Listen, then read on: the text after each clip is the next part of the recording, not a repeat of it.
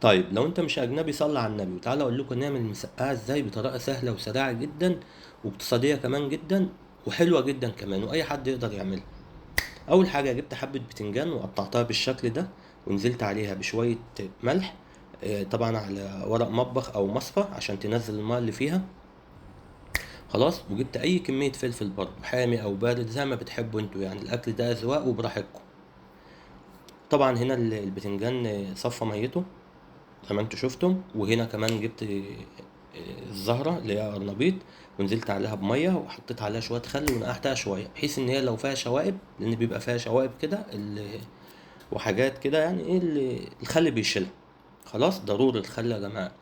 خلاص، وبعد كده جبت بصلاية ونزلت في حلة كده على النار فيها شوية زيت، وهفضل بقى احمر البصلة دي لحد ما تتحمر خالص.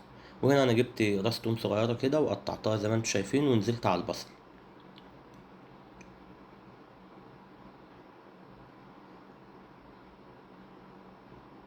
خلاص البصل اتحمر، هننزل بكمية الطماطم اللي معانا.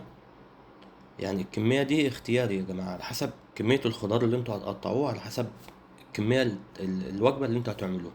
خلاص، بعد كده هننزل كمان بمعلقتين صغيرين صلصة، ودي رشة سكر عشان نعادل الحموضة، ونزلت بفلفل اسود وملح. بس كده، دي بهاراتنا، مش محتاجة تجويد، المسقعة لذيذة جدا اصلا من غير اي تجويد.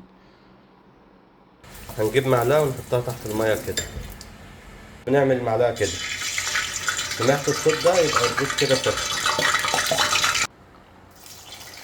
مينفعش تنزلوا الخضار الا لما تسمعوا الصوت ده من الزيت. خلاص، واول ما ينزل لازم يعمل كده عشان ما يشربش زيت ويعمل لنا مشاكل مع القولون.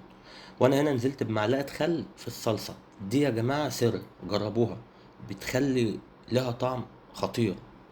خلاص، طلعت انا هنا الخضار بتاعي على ورق مطبخ عشان يمتص الزيت اللي فيه بقدر المستطاع، تكون خفيفة يعني. وعلى فكرة انتوا ممكن تشووا الخضروات في الفرن، تتونوها كده بفرشة زيت وتدخلوها الفرن وتولعوا عليها الشواية لحد ما تاخد لون. وهنا الزهرة انا نزلت بها يا دوبك تاخد لون بس، عشان ما تتهريش مننا، عشان لسه هندخلها الفرن.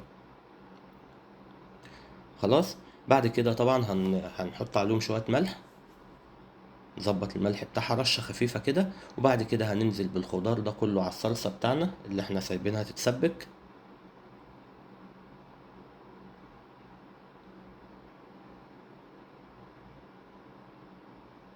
هنديها تقليبة كده خفيفة بشويش كده عشان ما نهريش الدنيا في بعضها. وبعد كده هننزل بمية سخنة، يا دوبك بس ايه، نغطيها بمية. وبعد كده هندخلها الفرن نص ساعة، وتطلع بالشكل القمر ده. سهلة جدا ولذيذة جدا وصحية جدا ومفيدة جدا. جربوها وما تراجعوش ورايا، انا رجعت مكانكم. يا رب يكون الفيديو عجبكم، لو عجبكم لايك وشير واشتراك في القناة عشان يوصل لكم كل جديد. سلام يا حلوين.